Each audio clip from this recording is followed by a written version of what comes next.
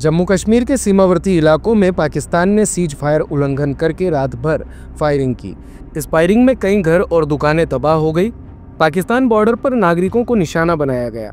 जम्मू कश्मीर के मुख्यमंत्री उमर अब्दुल्ला ने स्थानीय लोगों से बातचीत की। ये वो नागरिक हैं जो मौजूदा समय में सांबा में एक सुरक्षित स्थान पर रह रहे हैं। इसके साथ ही उन्होंने सांबा में पाकिस्तानी गोलीबारी से प्रभावित स्थानीय लोगों के लिए बनाए गए शिविर में एक छोटे लड़के के साथ क्रिकेट भी खेला। सीएम अब्दुल्ला ने कहा कि सबसे बड़ी बात यह है कि उन्होंने नागरिकों को निशाना बनाने की कोशिश की है। पाकिस्तान ने ड्रोन का इस्तेमाल किया, लेकिन इसका श्रेय हमारे रक्षा बलों को जाता है, जिन्होंने सभी ड्रोन को मार गिराया। कश्मीर के अनंतनाग में गोला बारूद डिपो को निशाना बनाया गया, लेकिन कोशिश नाकाम कर दी गई। हमने ये स्थिति शुरू नहीं की। पहलगाम में निर्दोष लोग मारे गए और हमें जवाब देना था। उन्होंने कहा पाकिस्तान स्थिति को बढ़ाने की कोशिश कर रहा है और इससे किसी भी तरह का उसे फायदा नहीं होगा।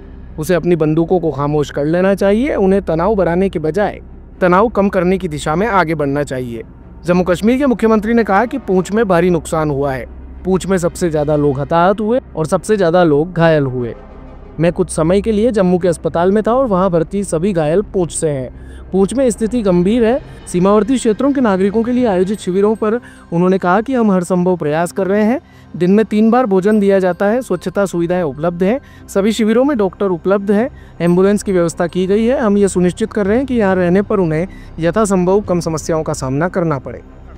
सबसे बड़ी बात तो यही कि उनके तरफ से जो सिविलियंस को निशाना बनाने की कोशिश की गई, जिस तरह जम्मू शहर पे उन्होंने ड्रोन का हमला किया, मुझे नहीं लगता है कि 71 वॉर के बाद कभी इस तरह जम्मू शहर को निशाना बनाया गया हो। लेकिन हमारे डिफेंस फोर्सेस उनको ये क्रेडिट जाता है कि उन्होंने ये सारे ड्रोन जो हैं उनको नाकामयाब किए और उनमें से एक भी ड्रोन जो है निशाने पे नहीं पहुंच पाई। हालांकि उन्होंने जम्मू में कई सारे इलाके, यहाँ तक कि खबर ये आई है कि कश्मीर में भी अनंतनाग में जो एम्यूनिशन डिपो है उसको भी टारगेट करने की कोशिश की, लेकिन उसमें भी वो नाकामयाब रहे। मैंने पहले दिन बात करते हुए ये कहा था कि लेकिन अब ये हालात हमने नहीं बनाए। पहलगाम में हमारे लोगों के ऊपर हमला हुआ, बेगुनाह लोगों की कत्ल की गई, उसका हमें जवाब देना पड़ा।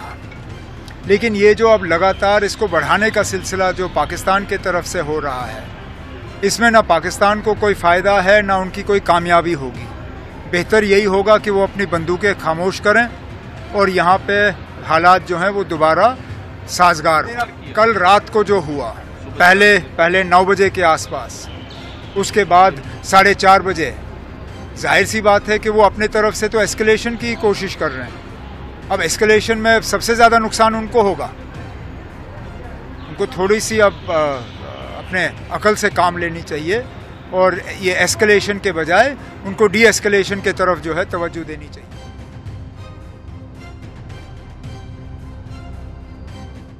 दिन भर की सारी अपडेट्स के लिए सब्सक्राइब करें भारत कवरेज को और हाँ, बेल आइकन दबाना ना भूलें ताकि आप रहें अपडेटेड हमेशा।